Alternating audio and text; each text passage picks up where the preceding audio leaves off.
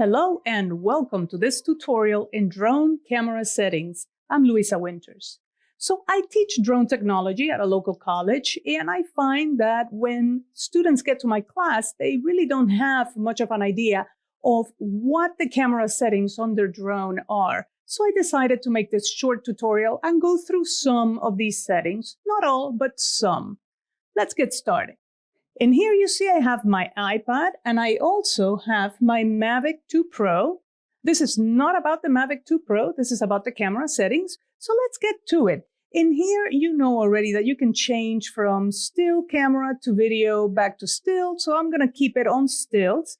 And if you click on this icon right here, you actually get to the settings. And in here, you're going to see three main settings. You're going to see this one that looks like a shutter, this one that looks like a still camera, and this one that looks like a gear. So let's go to the one that looks like a gear, and let's turn a couple of things on. The histogram first. So the histogram is this little panel that just appeared. I'm going to click and drag it and move it. I'll put it like here, doesn't really matter. And this is showing me a signal that goes from left to right. This is showing me the dark pixels and the bright pixels that I have in my image. So this would be kind of a properly exposed image, maybe a little bit bright here on the right. So remember, on the left is really dark pixels. On the right is really bright pictures.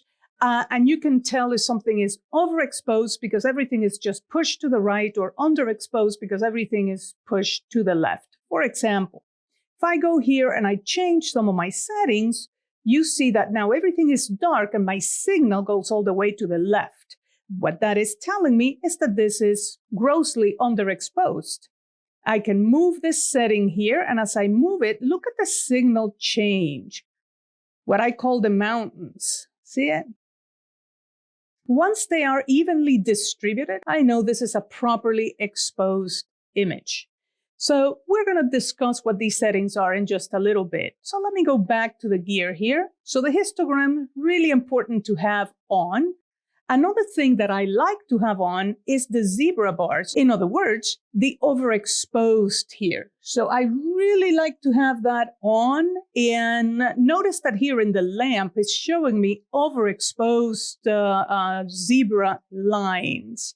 And I can see it a little bit here in the histogram as well. So with those two on, let's go to the icon that looks like a little shutter. And in here, you see that you have auto, you have A, S, and M. So I'm not really go over A and S, but in auto, everything is automatic. You could change some things like the ISO and all of that, but really everything is automatic. I'm going to ask you not to use automatic unless you are in a terrible rush and you need to get the shot right then and there. In that case, sure, go for automatic. But other than that, M for manual, or rather M for me, where you can change your settings, is much, much better. So let's go over what these things mean. ISO is going to change the brightness of the image overall. So if I change the aperture here, so it's a little bit more open and maybe a slower shutter speed, you're going to see that I can get a properly exposed image with a low ISO even in here. But this is actually a very well lit room. So what if you were in a darker environment? Well, we can simulate that by going with a much faster shutter speed and maybe a higher number aperture. And now we will raise the ISO to tremendous levels, right? You can see that as I raise that value, my image does indeed become brighter, but I'm also introducing graininess. So my recommendation is to have this ISO, the lowest number you can possibly have it, and still have a properly exposed image. All right, I'm going to leave this one at 100. The next one that we have is the aperture. So as you know, the shutter opens and closes. This is how much the shutter is opening. In other words, how much light is coming in. And right now I have it in a 7.1. I'm going to lower that to maybe the lowest possible in this particular camera, which is 2.8. And you see in my histogram that things are quite a bit underexposed. Look at the signal. It's a lot to the left here. So let's go ahead and change that. We can change this with the shutter speed. So as you know, there is a shutter that lets light into the camera sensor and stops it. So it opens and closes or turns on, turns off, depending on the type of shutter that you have in your camera. So if the shutter is really fast, you are letting very, very little light in. This number here, 1/50, is actually quite slow. You can put it even over 60.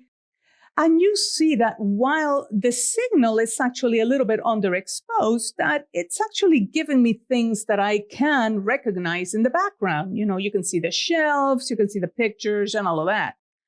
So let's go ahead and play with the previous values. For example, I could raise the ISO. I could give the aperture a higher number. And look what is happening. Look at the histogram.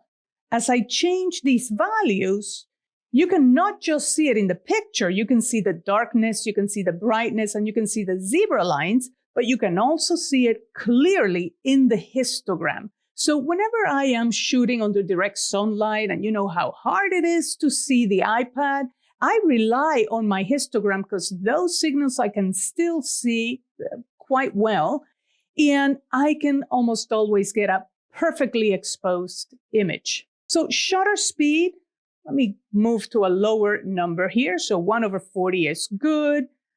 Let me have a lower number, actually a higher number here on the aperture, maybe a 4, and maybe an ISO of 100. And you see that I have very few zebra lines, some around here in the picture and a little bit on the lamp.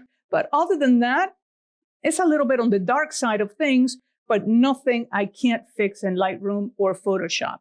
So this is pretty good. So ISO is actually talking about the brightness of the picture.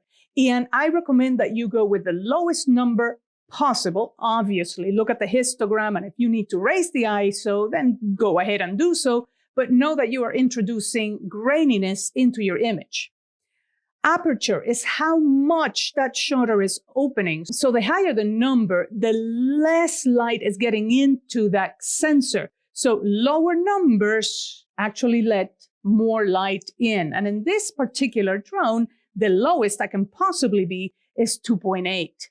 The shutter speed is how quickly that shutter is going to open and close or turn on and off. So notice that this 1/500 actually leaves me with a very dark image. So it's through the combination of these things that I can get a properly exposed image.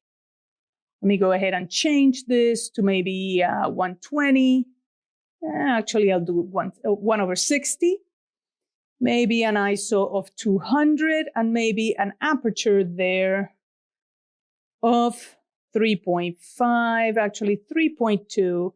And that's actually looking pretty good, even if I have zebra lines on the lamp. All right, this takes us to the end of this tutorial. Don't forget to hit like, don't forget to hit subscribe, and I will see you next time. Thanks for watching.